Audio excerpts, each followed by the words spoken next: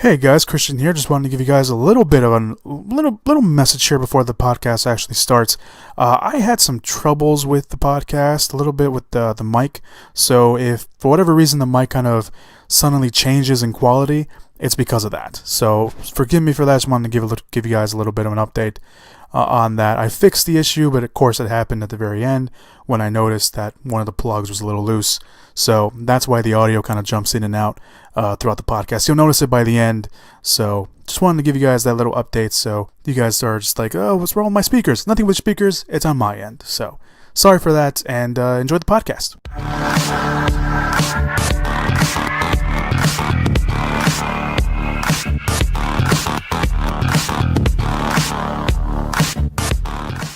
And hello everybody, and welcome to the Movie Pit Podcast. I am your host, Christian. Thank you very much for joining me on today's show.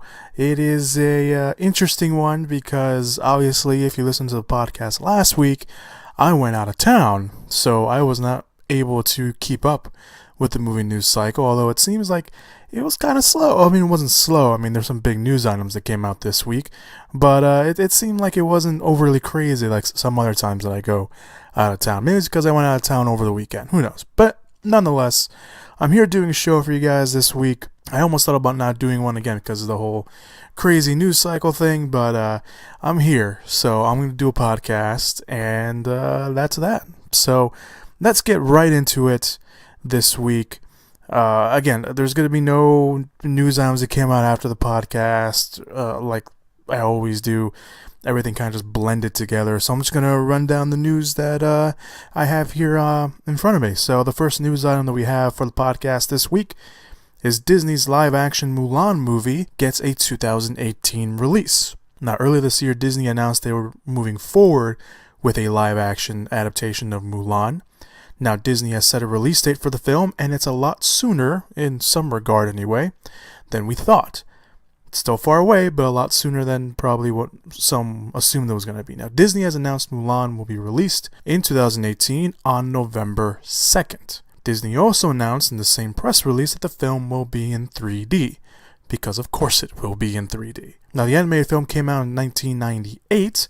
It was based off the legend of the female Chinese warrior Han Mulan. That was a real story. They just, Disney-fied it. We must be swift as a coursing river, with all the force of a great typhoon, with all the strength of a raging fire, mysterious as the dark side of the moon.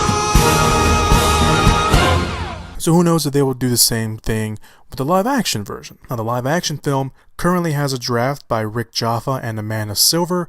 They are responsible for the Planet of the Apes movies, the reboot series that's going on right now, and they also had a hand in Jurassic World. So at least we know that the script, besides being over at Disney, is in good hands. Now, the hunt for the director is on, and Disney is, growing their ever-growing list of live-action adaptations of their animated films, and now we have a release date for one. Moving on, Blade Runner 2 gets an official title. Now, the sequel to the cult hit Blade Runner, which will start filming pretty soon, actually. I think they start filming next month. I could be wrong about that, but I know they start filming soon. Now has an official title.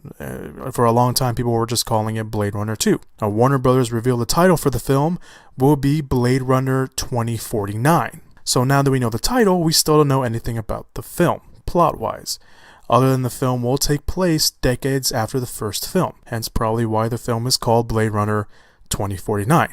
Since the first film, since it is a sequel, it's not a reboot, or maybe it would be a soft reboot, but it is a sequel. The original film in 1982 took place in 2019. Now, we know the film will bring back Harrison Ford as Rick Deckard and will bring back original director Ridley Scott as producer. Now, the sequel will be directed by Denis Villeneuve, who directed Prisoners and Sicario. He's going to direct Arrival that comes out, I believe that comes out next month. And we'll bring a new cast in Ryan Gosling, Jared Leto, Robin Wright, Dave Bautista, Mackenzie Davis, and Lenny James, amongst others. And the film will come out, I believe it comes out next year. I could be wrong. No, actually, I might think it comes out in 2018. I didn't put down the release date. That was my fault. But I know probably the best bet will come out in 2018, considering they're going to start filming this year. I highly doubt they're going to be able to put out that film the same year they film it because of all the special effects shots. So Blade Runner 2 will probably most likely come out in 2018. Ocean's 8 also gets a 2018 release date. Looks like we're getting a big trend in movies coming out in 2018 this week. That was the trend anyway. And the film will come out on June 8th, 2018. The film will be directed by Gary Ross, who directed the first Hunger Games films and most recently directed Free State of Jones with Matthew McConaughey. And has a great cast with Sandra Bullock, who will actually play the lead in the film and be the sister of George Clooney's character from the Ocean's 11 movies. The film will also star Cate Blanchett, Sarah Paulson, Anne Hathaway, Helena Bonham Carter, Minda Kaling, Rihanna, and singer-rapper Awkwafina. Now, Steven Soderbergh, who directed the original, or not the original, since Ocean's 11 is actually a remake of an old movie, but in this case, we're talking about the movies that came out in the early 2000s. Steven Soderbergh will come back and produce the films. Ocean's 8 will have some competition around it. It's coming out in June, which is one of the prime summer release dates.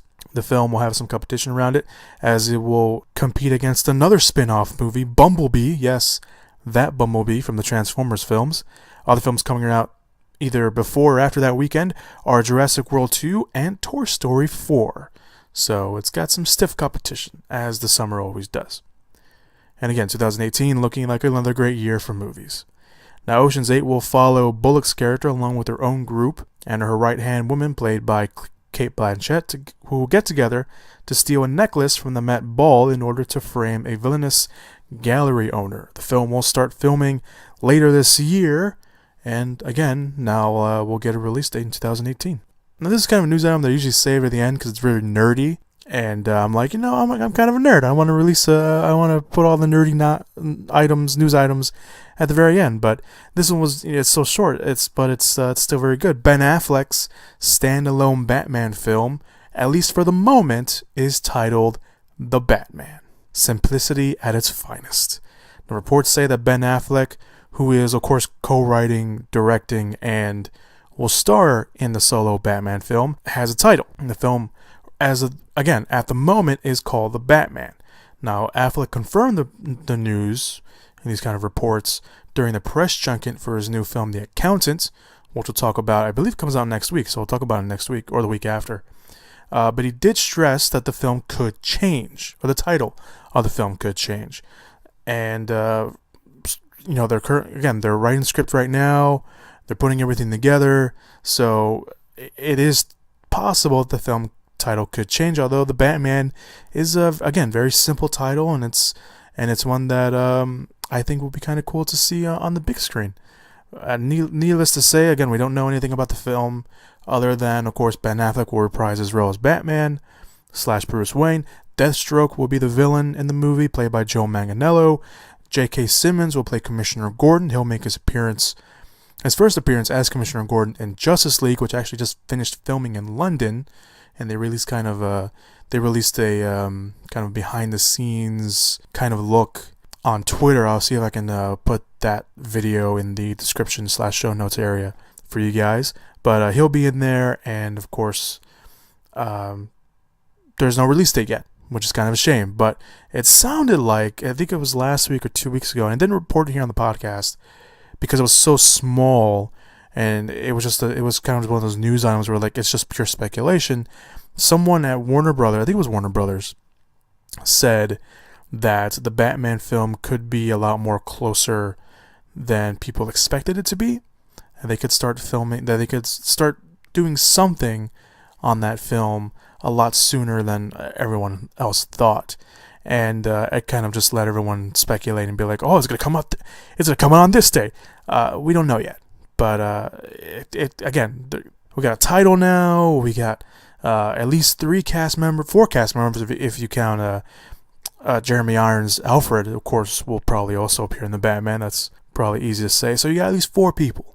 At least 4. Maybe there'll be an appearance by the Joker and Harley Quinn. Maybe. Who knows? We'll have to wait and see. Again, there's no release date just yet, but The closest we can get to seeing Batman on the big screen again is on November 17th of next year when Justice League comes out. Alright, so let's get some casting tidbits. The first one is Robert De Niro and Christopher Walken join Eugene Levy in the film The War with Grandpa.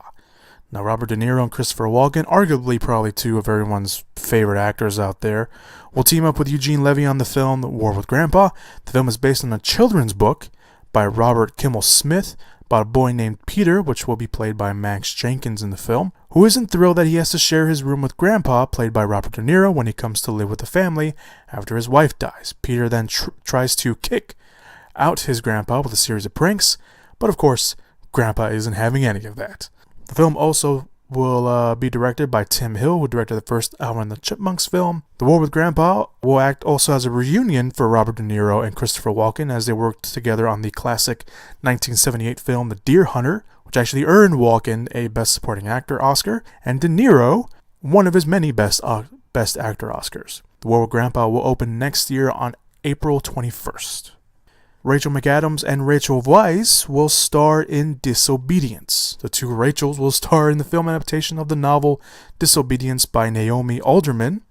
The story follows Rondit, I believe that's how you say her name, played by Rachel Weisz, a 32-year-old woman who returns to her Orthodox Jewish home when she learns her father has died. She then upsets the community when she rekindles a past love with her best friend, played by Rachel McAdams, who is now married to her cousin. Now, Weisz will also produce the film, so she has a lot more going on in the film other than bringing her acting A game. And Weisz has done a lot of smaller films since she's kind of fallen out of the public eye with the Mummy films. She's done some small movies. She did The Light Between Oceans earlier this year. She also did The Lobster earlier this year. And even though I didn't see The Light Between Oceans, I heard that Rachel Weisz was very good in that. I saw The Lobster, and I thought she was very good in that too, but the film overall was just okay.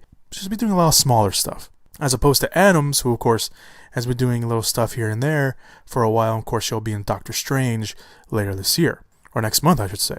So, with these two leading the charge, I think the film is on the verge of being a pretty good movie. Now, the film will start filming sometime early next year. They don't have a release date just yet. And it's also nice to see that Hollywood is, of course, going more into the LGBTQ community films. Of course, last year we had Carol, which was or earlier this year, depending on where you are and when it was released in your area, was fantastic.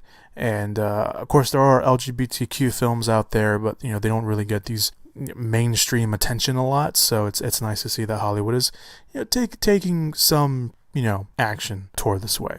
Or maybe I'm just looking too much into it, who knows, we'll see. Enchanted 2 is in talks with a new director, and Amy Adams will return. Now, if you don't know what Enchanted is, back in 2010 Enchanted became a pretty decent hit at the box office. I don't know how you missed it, and it still has a following amongst fans to this day.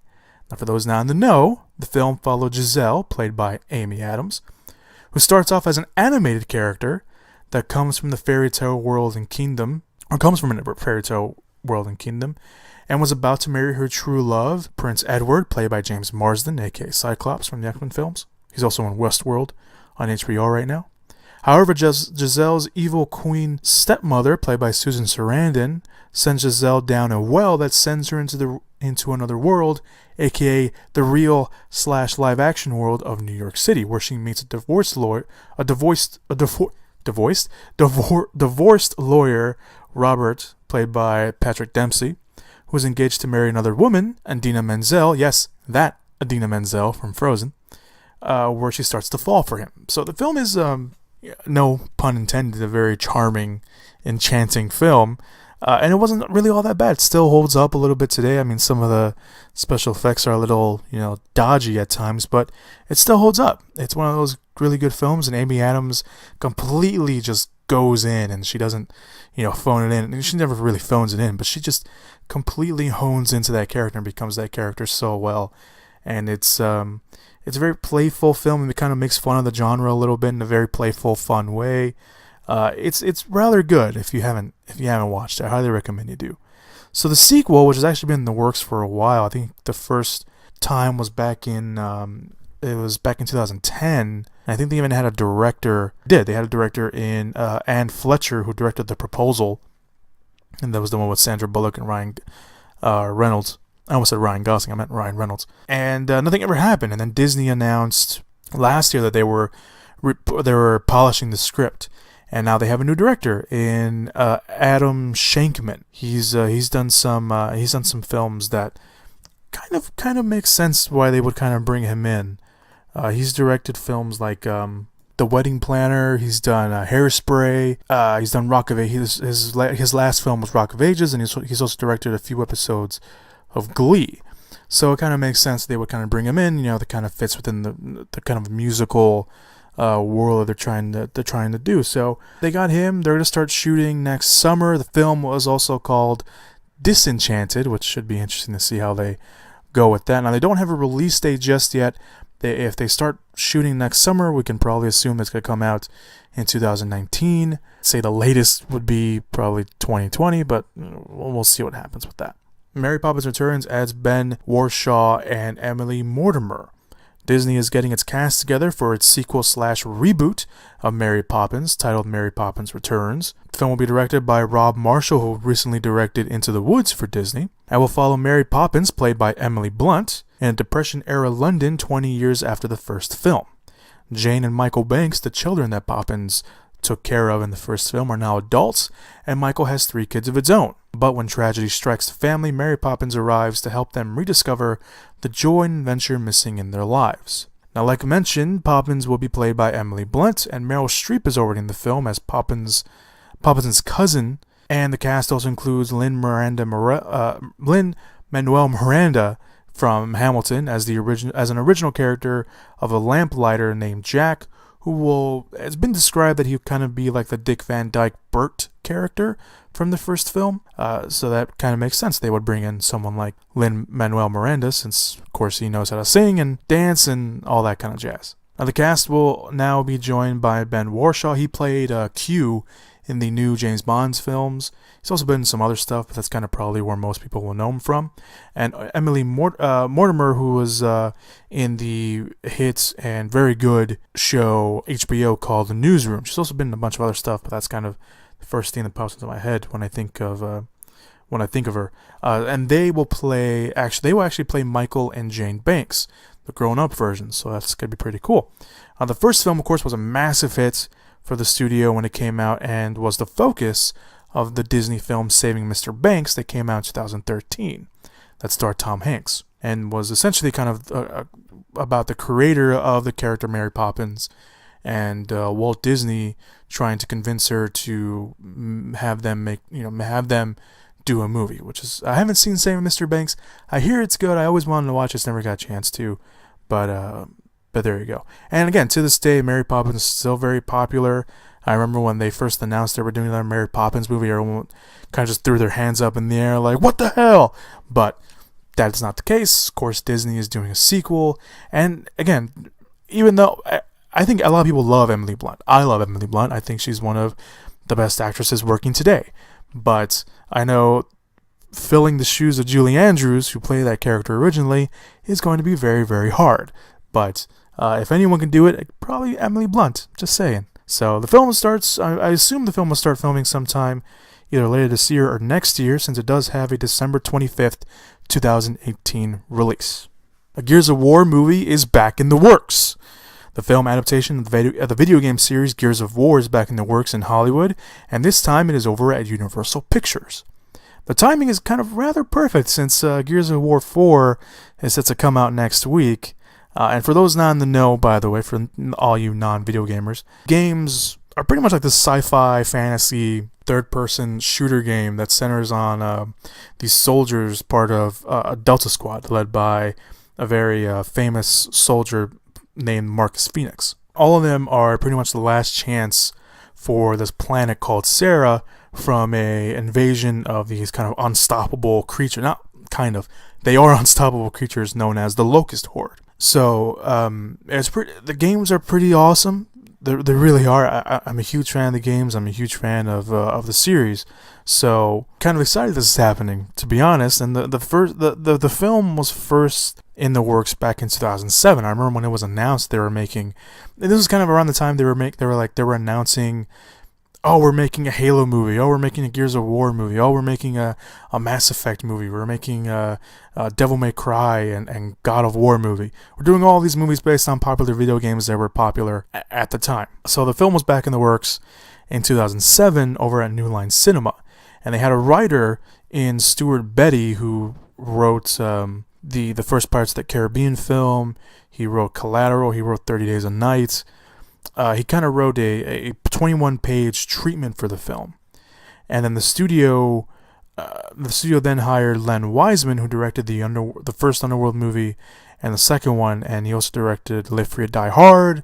He directed the Total Recall remake, and he was going to direct the film, and he was working on a script with Chris Morgan, who's written all the Fast and Furious movies since Tokyo Drift, for like a year. And they all of them were kind of coming together, and they were going to work on it, and the studio decided to cut the budget in half, which apparently was a very breaking factor for them, because one of the things that, and one of the other things that was breaking factor was there was an issue on whether they wanted the film to take place in the time period of the games after the Locust Herd had emerged and kind of turned Sarah into pretty much a war-torn planet, or make it a prequel to the games and set it before, again, it's a prequel, so set it before the games and how the Locust Horde came to be and kind of what was going on before they came out.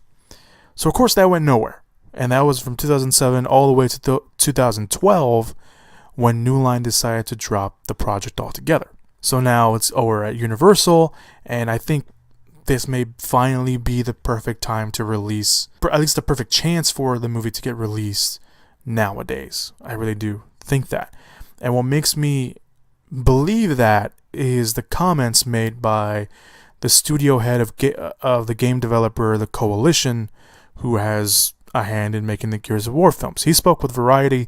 His name is Rod Ferguson, and he explained the film adaptation was the next logical step in supporting the franchise, and work with Universal presented the perfect opportunity. He said something that not many studios are probably willing to admit from the get-go, to make a film that doesn't cater to video game fans. Now here's his actual quote, which I really loved, and again gives me some hope for Gears of War. He said, "I think we have to let the movies be the movies. They're two different mediums and two different audiences in some cases. And I think some video game movies in the past have failed because they tried to make a movie for gamers.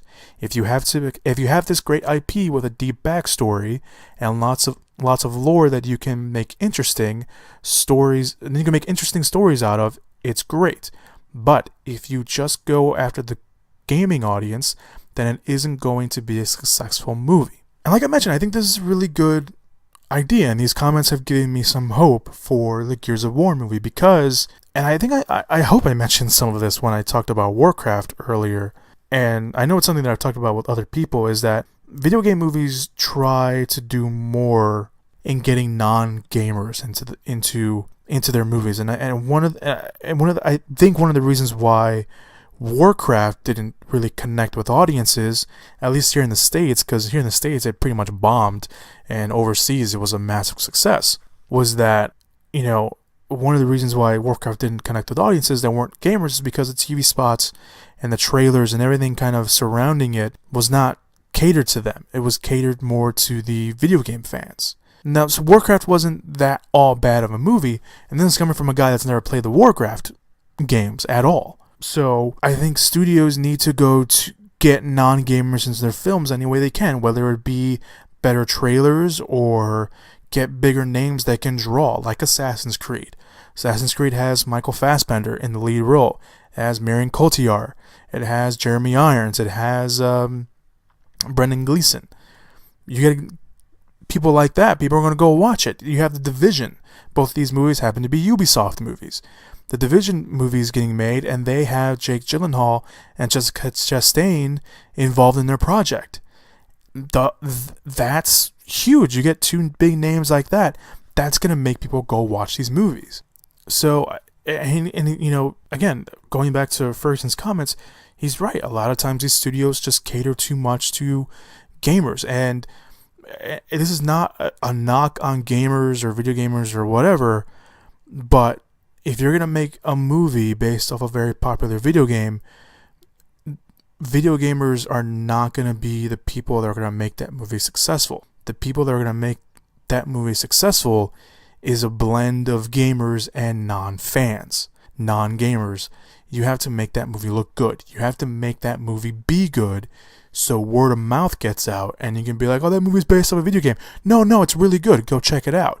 You need that. And again, a lot of the reasons why we can look back at every video game movie that's been made, sometimes either they're not good for whatever reasons, but if you really sit down and watch them, you can tell that there are things that are just way too catered to video gamers. And that's not necessarily a bad thing. It isn't, because you want that to happen. You want kind of those things for those gamers to be sitting in the movie and be like, oh, that's from the game. That's just a little Easter egg they just threw in there. That's really cool. That's fine. But just don't have too much of that everyone else sitting in the movie theater, they'll hear someone say, oh, that's cool. And then they're sitting there like, well, I didn't get it. What's going on? I'm excited. I really am excited for Gears of War. Being a fan of the games and playing the games, I hope that we finally get to see this movie get made.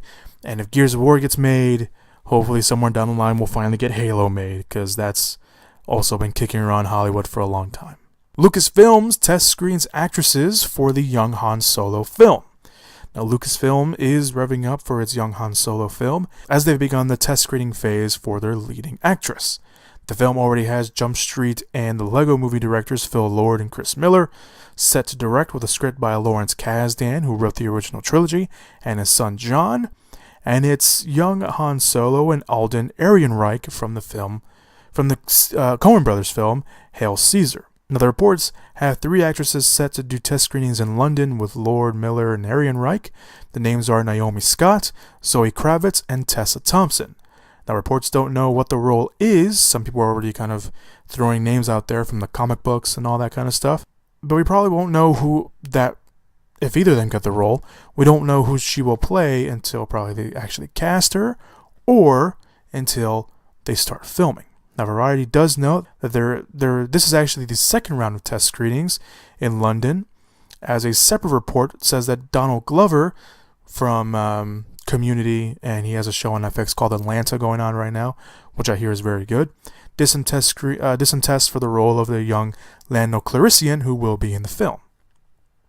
As for the 3 ladies, Naomi Scott is probably the most unknown, as she's done a lot of smaller stuff, smaller either movies or TV. She's been on shows like Terra Nova and Life Bites. She was in the film The 33, but her biggest film to date will probably be coming out next year. She's going to be in the Power Rangers film, where she plays the Pink Ranger. So that will probably get her name out a lot more. Kravitz, of course, is the daughter of singer Lenny Kravitz, but she has been making a name for herself. She's appeared in stuff like Californication, X-Men First Class, Dope, Mad Max Fury Road. Of course, her biggest films, or biggest role, I should say, were in the Divergent films. Getting a little tongue-tied there. Where I can't even remember her name. I only saw the first one. But I know she's in the Divergent films. She's also going to be in the Fantastic Beasts and Where to Find Them film coming out next month. So she's making a name for herself. And she's not that bad. I didn't really think too much about her. I just thought it was like, oh, great, another singer's kid is going into acting. But no, she's actually very good. So kudos to her. As for Tessa Thompson, she's been in stuff like Veronica Mars and Copper, TV-wise. Movie-wise, her breakout role was in Dear White People. She was also in Selma, and of course, most people probably know her from Creed. She played Adonis's girlfriend in the film. Now, she's also going to star in the HBO series Westworld. Only one episode in. She hasn't appeared on it yet, but she is going to be on the show. She will also appear in Thor Ragnarok, which will probably be the other thing that gets her very well known.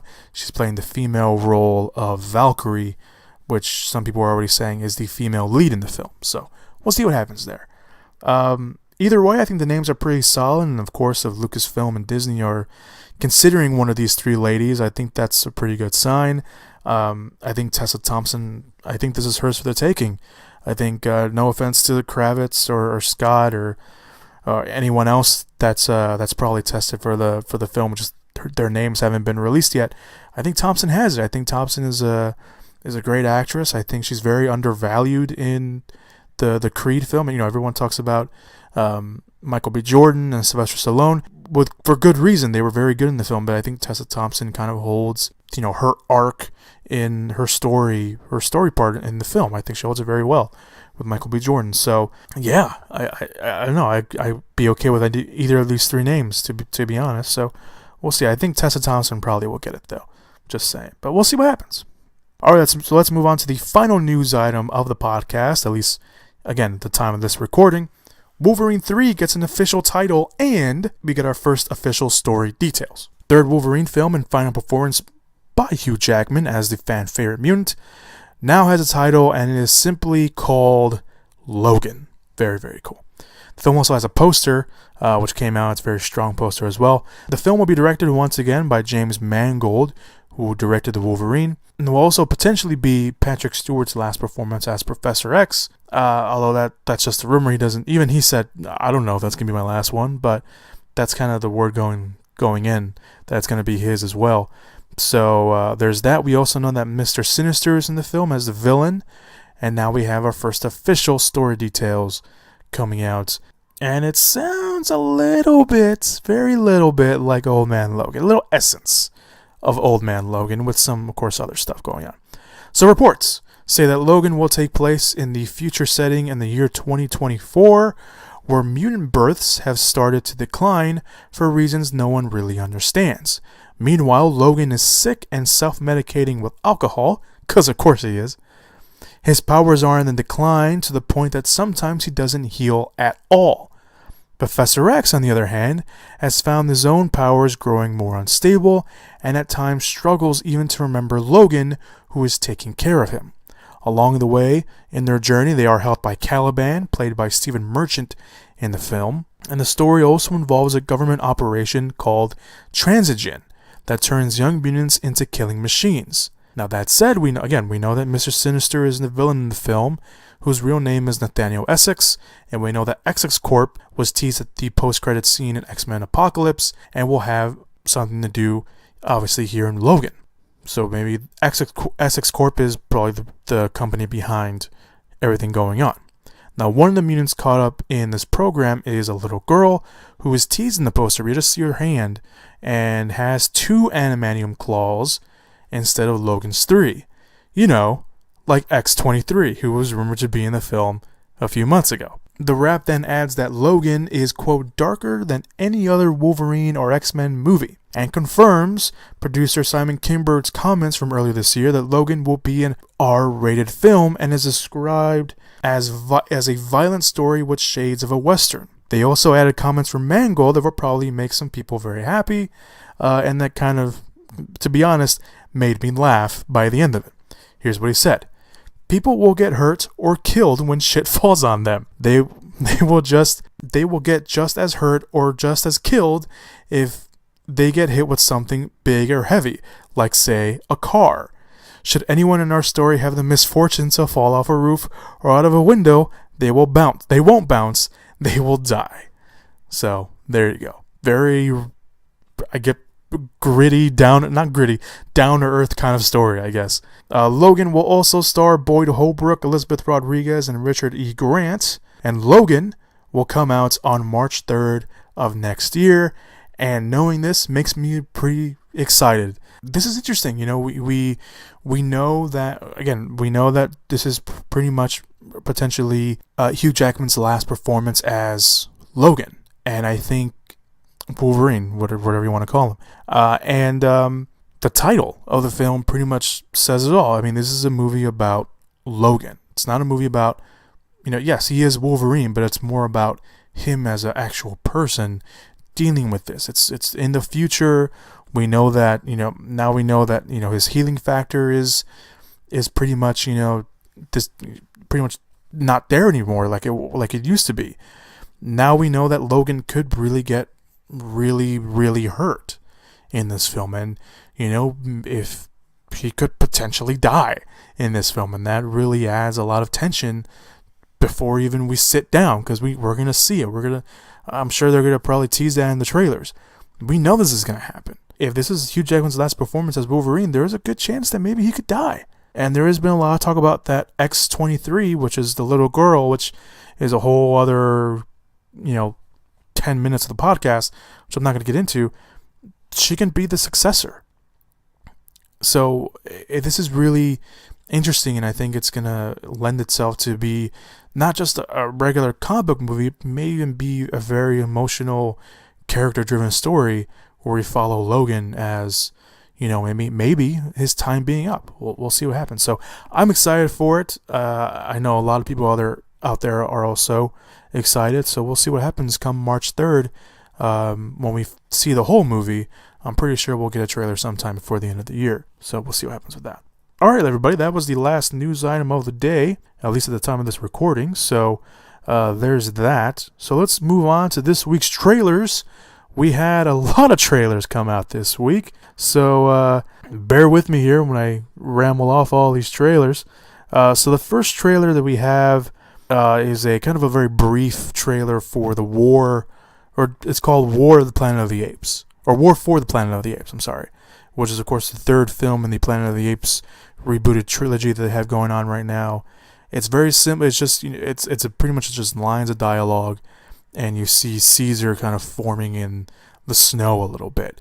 It's very cool. It's very chilling. It's a very effective teaser, and it's very similar to the Dawn of the Planet of the Apes teaser that came out when that film was coming out. When that film came out, I think it was 2 years ago, where it was just Jason Clarke who was in the film, where he was yelling, "I need to speak to Caesar," and that was pretty much the whole trailer. And that's kind of how this is. So I assume that we'll get more of this. They just showed footage for the first time at New York Comic-Con, so maybe they'll drop a trailer soon. Who knows? We'll see what happens with that. A new trailer for the Brad Pitt's Marion Cotillard film Allied comes out. That's directed by Robert Zemeckis. A new trailer dropped for that. The first trailer for Pirates of the Caribbean Dead Man Tell No Tales came out. It's pretty much kind of a scene pretty much that shows off really Javier Bardem's character. He's playing the villain of the movie. He's playing a ghost of a dead captain who is, of course, on the hunt for Jack Sparrow. It's pretty cool. It kind of reminded me a little bit of the first Pirates of the Caribbean movie. And I kind of hope they kind of go back to that. But Javier Bardem's in it, and I can't go wrong with Javier Bardem. So it's just really kind of a short little scene. It's kind of a scene trailer, put it that way. Actually, a new trailer for Gold came out, which is a Matthew McConaughey film that comes out later this year.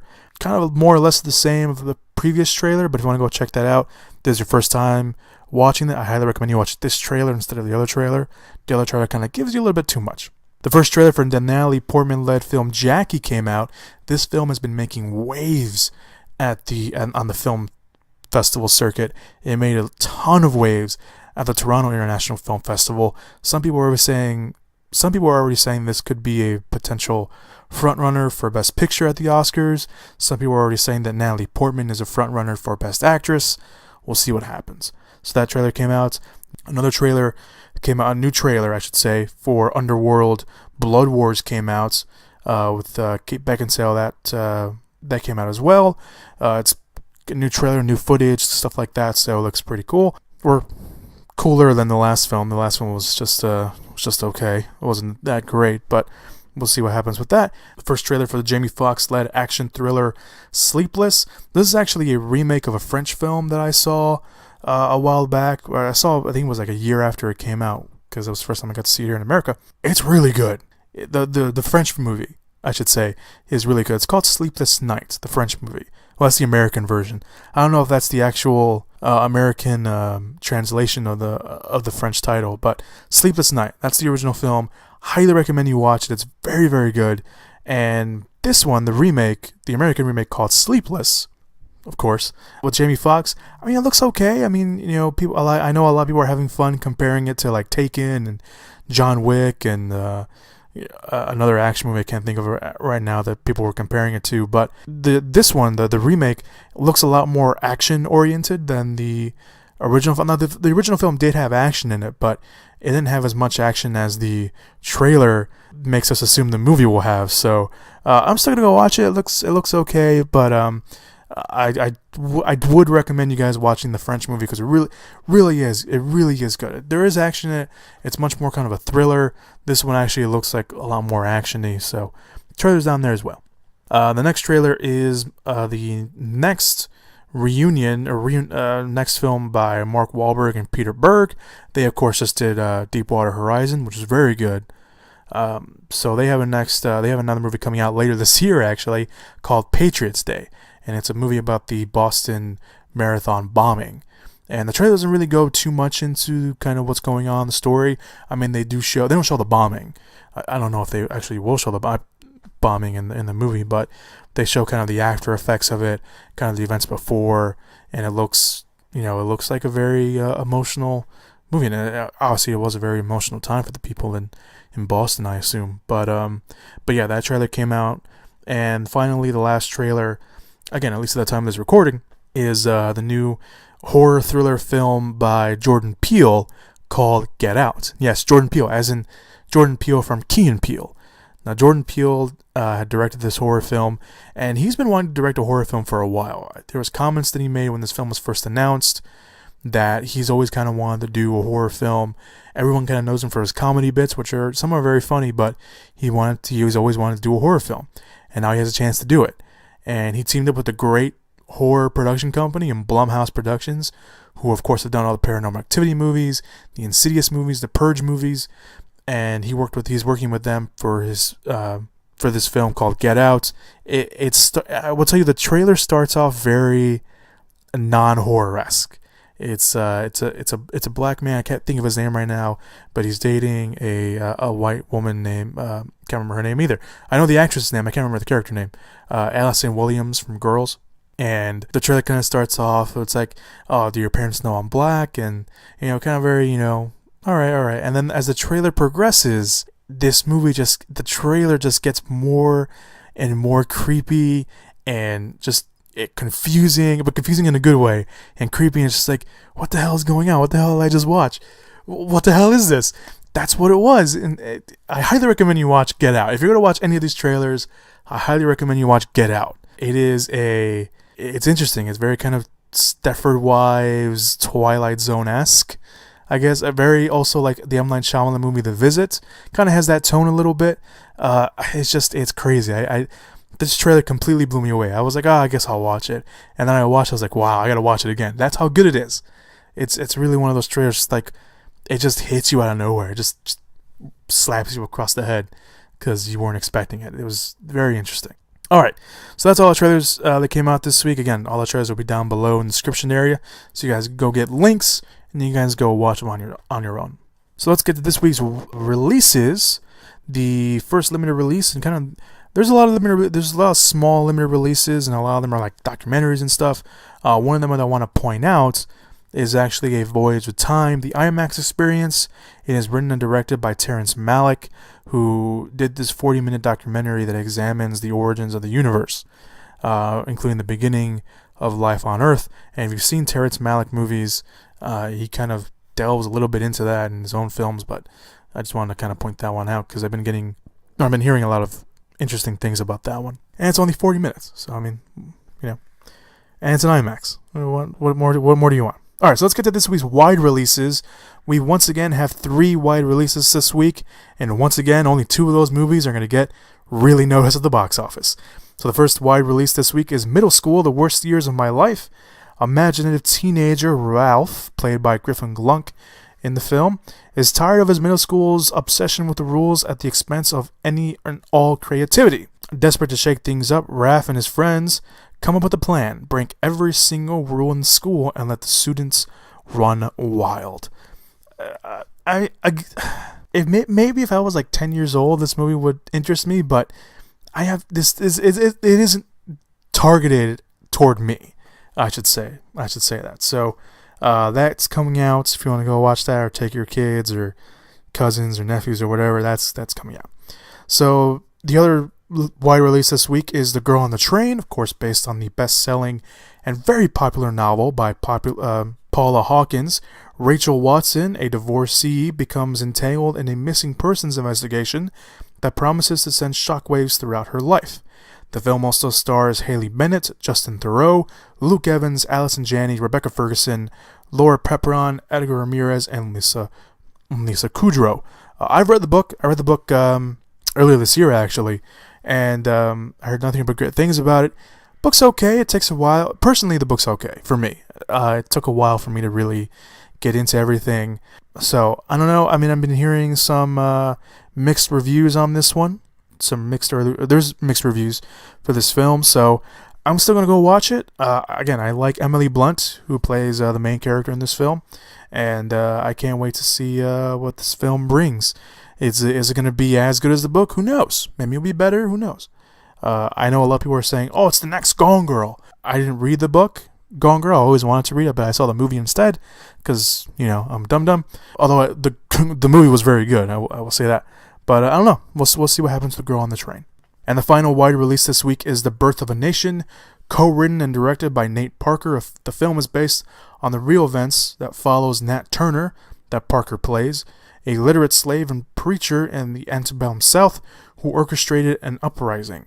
The film also stars Armie Hammer, Gabriel Union, Coleman Domingo, Penelope Ann Miller, and Jackie Earle Haley, of course, amongst others. This one's hard to talk about a little bit, because if you know anything about The Birth of a Nation, of course, one of the many things is The Birth of a Nation was actually a title of a film from many, many years ago. It was the first movie that played at the White House in the original film. Oh, not the original film. A movie. There was a movie called The Birth of a Nation that had the KKK as the heroes of the film, essentially. That's kind of what the movie was about. So for Nate Parker, who does this film and calls it The Birth of a Nation, but is actually about the slave uprising in the South, I thought that's pretty cool. So that's one thing. The other thing is the main thing about this film, and this is what could affect the film in the long run, because earlier this year, during the summer, The Birth of a Nation was a movie that was a huge front runner for the Best Picture race. Everyone was saying that there was a very big potential that Birth of a Nation could win the Oscar for Best Picture. But then there was these events that came out. Now, Nate Parker and the person he co-wrote this film with, which I didn't write down his name because I've forgotten, I'm an idiot. There was allegations, and I say allegations because Nate Parker was exonerated of rape charges. And I think the co-writer was not. I think the co-writer actually went to jail and served time, and Nate Parker was exonerated for it. We don't know all the facts. There are a lot of other stuff out there. If you want to go read some of the testimonies and stuff, I believe that's online. But I don't think we know everything about what happened. And the only person that can tell us what happened was, of course, the victim in this. But the victim committed suicide when Nate Parker was exonerated. So it's very hard to talk about it. But I want to bring it up because I know there's already protests for this film. I know there's people saying that they're not going to go watch the movie. I think I forgot where it was. There was like a group of people that were doing a vigil, I should say, outside of a movie theater for the film for, I believe, rape victims. The film also got pulled from a tour it was doing. It was a screening tour, like on college campuses and stuff, and they pulled it when these events that happened in Nate Parker's life came out, and they're like, yeah, we're not showing the movie anymore at all. We're just gonna wait people to go watch it in theaters. It's very hard to talk about, but it's something that we should talk about. And I'm not gonna say, hey, the director, the co-writer, and the star of this movie raped someone, you shouldn't go watch this movie. Because I know a lot of people are saying that. And if you want to make that argument, that is totally justifiable. If you think that you should do that, fine. That is your opinion, and I respect that opinion. And if that's an opinion that you want to, go and give to other people, that's fine. Because I'm not going to disagree. I don't think that, I'm not going to disagree with you on that. I'm not going to say that's wrong. But I will say this. We shouldn't judge someone's art because of what they were doing. And although this is completely different, it is, and I know it, I'm saying it outright, it is completely different. We still to this day make sure that we never mention Mel Gibson in anything because of what he said all those years ago. He said it. We have video of it, or we have audio of it, not video. We have audio of it. To this day, we still don't even mention Mel Gibson. Mel Gibson is no longer a star. He's no longer, someone we I would say praise, but he's no longer someone we even talk about anymore. In the Hacksaw Ridge trailer, it just says director of Braveheart, not even his name. If you put his name up there, that's it. It's over. Or no one's gonna go watch this because of Mel Gibson's name. Even though I'm sure most of us know Mel Gibson directed Braveheart, and again, very different. What he said was not right, and I'm not gonna stand here and I'm not gonna sit here and tell you, no, Mel Gibson's a good guy. I mean, he probably is now. I don't know. Back then he wasn't, obviously, but it's obviously very different. Two different situations. Mel Gibson saying stuff like he hates, people, and Nate Parker's situation where he was, and a lot of people are going to say that's not true, but he was accused of rape. He wasn't charged for it. I mean, he was charged, but he was exonerated for it. So the question is, should we judge someone's art because of the mistakes they made? And if that's the case, are we also going to hurt all the people that were involved in the film? I mean, some of the reviews for Birth of a Nation have been mixed, but most of them have been pretty positive. Even some of those positive reviews saying, yeah, it's a good movie, but it's just okay. So this one's really tough to talk about because obviously this story, it's not even a story, it's a situation. I don't like using the word situation, but this is a situation. The Nate Parker situation for this film is going to affect the movie in some way. Whether it be in the long run or whether it be in the short run, it is affecting the Birth of a Nation. How much it would affect it, we'll see what happens. This is a story that's based on real life. This is a real event that happened. Nate Turner was a real person that led this revolt down in the South. He is a very important character in slave history. Is this a story that should be told? Yes. It is a story that should be told. Should we go watch it? Yes, because again, it's a story that should be told.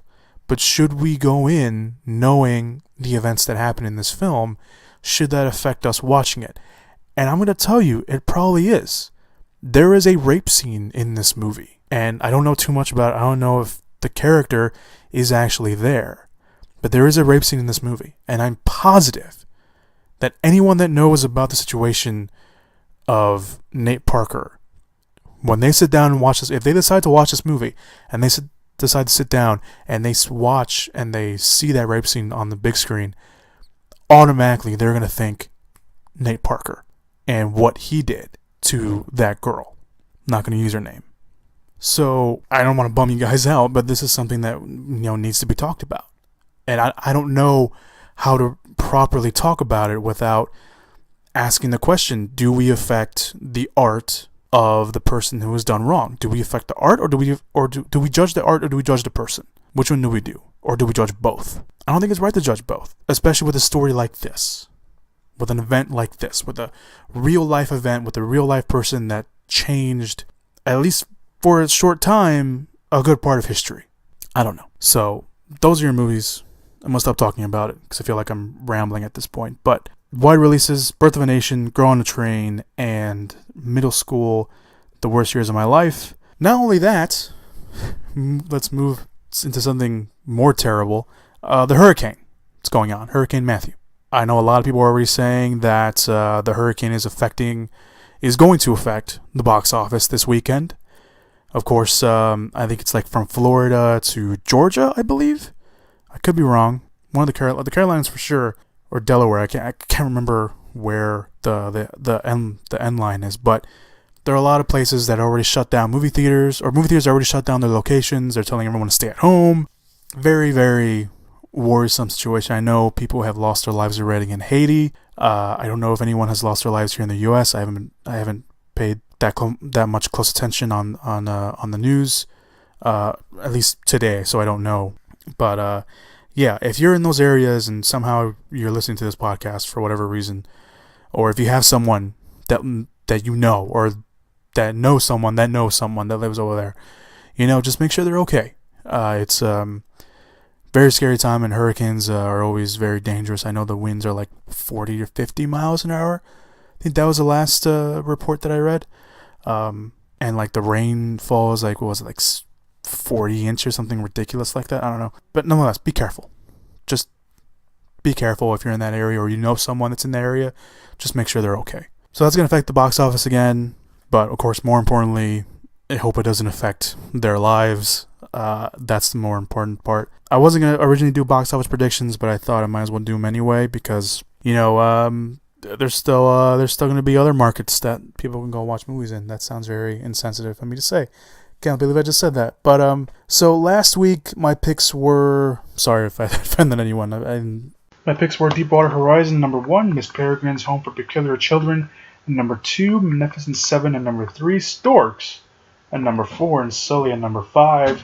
I did mention that I'd be okay if Miss Peregrine's Home for Peculiar Children would be number 1, and Deepwater Horizon would be number 2. And that was the case, because the box office predictions last week were Miss Peregrine's, or the actual box office this week was, or last week I should mention, Miss Peregrine's Home for Peculiar Children number 1, Deepwater Horizon number 2, Magnificent Seven and number 3, Storks and number 4, and Sully and number 5. I got the movies right, just didn't get the order right. But I'm okay with that. So this week's picks are going to be very interesting. I think The Girl on the Train will be number 1. I think there's going to be enough buzz around it. People that have read the book, people that say, no, you should go watch it because I read the book. It's really good. I think there's going to be enough buzz around that. Miss Peregrine's Home for Peculiar Children, I think, will hold the number 2 spot. Deepwater Horizon will be number 3. Birth of a Nation will be number 4. And The Magnificent Seven will be number 5. I don't know if The Birth of a Nation has enough to kind of topple Deepwater Horizon and Miss Peregrine. I think both of those will have very good word of mouths. And I think people are going to turn out to go watch them. I think Birth of a Nation is just going to get lost. And I think there's a lot of people that are going to hear about the Nate Parker story and just be like, yeah, I'm not gonna go watch it. So again, I mean, if you don't go watch the movie, I don't think anyone's gonna judge you. I definitely won't judge you. But there is something to be said about what's gonna happen with this. So we'll see what happens with that, and I'll be okay with that. And Magnificent Seven will be my number 5. I already mentioned that. So yeah. So my box office picks again. I don't know. I lost all my wind talking about the Nate Parker stuff. So number 1, Girl on the Train. Number 2, Miss Peregrine's Home for Peculiar Children. And number 3, Deepwater Horizon. Number 4, Birth of a Nation. Although I won't be surprised if it beats out one of those films and gets higher in the top 5. And then Magnificent Seven will be number 5. Yeah, those are my picks. So thank you guys so much for listening to the podcast this week. You guys are awesome if you stuck all the way through. And once again, if you want to go check out all the trailers that came out this week, they will be down below in the description/show notes area. Also, if you want to keep up to date on all the movie news that comes out and get a little preview of what we're going to talk about on the podcast, you can go like the Facebook page at facebook.com/moviepit. That's facebook.com/moviepit. One word. M and P are capitalized, by the way. They're also, if you want to know a little bit, if you're on the right page, the cover photo and profile picture are always of the movies coming out that week. Also, if you want to go read my written reviews or anything more by me, monthly previews, little blog posts about movies, you can also go like my WordPress account. Go follow me over there. WordPress, that's movieswithchris.wordpress.com. Movieswithchris with an H.wordpress.com. Chris with an H, by the way. So thank you guys so much for listening once again to the podcast. It's been a very interesting week this week because I was gone and just, all the movie news kind of just blended together. So forgive me if I missed something. I came in late, or I should say early Tuesday morning, or Wednesday morning, I should say, and was just trying to catch up on everything. I didn't get everything. And of course, positive, once this podcast goes up, news item's going to drop. A big one that I'm like, I want to talk about that on the podcast. But hence is the world of having a podcast for all this. Oh, I just saw that a new trailer for Resident Evil Final Chapter came out. So that will be down below in the description area as well if you guys want to go check that out. So, see, this is what happens. So, yeah. Alright, thank you guys so much for listening to the podcast this week. You guys are awesome. I hope you guys have a wonderful time and this weekend. Have a safe weekend. And again, if you know anyone in the area that's going to be affected by the hurricane, make sure you contact them and see if they're okay. So, thank you guys so much for listening. You guys have been awesome. And as always, have fun, be safe this weekend, and go watch some movies. Do it!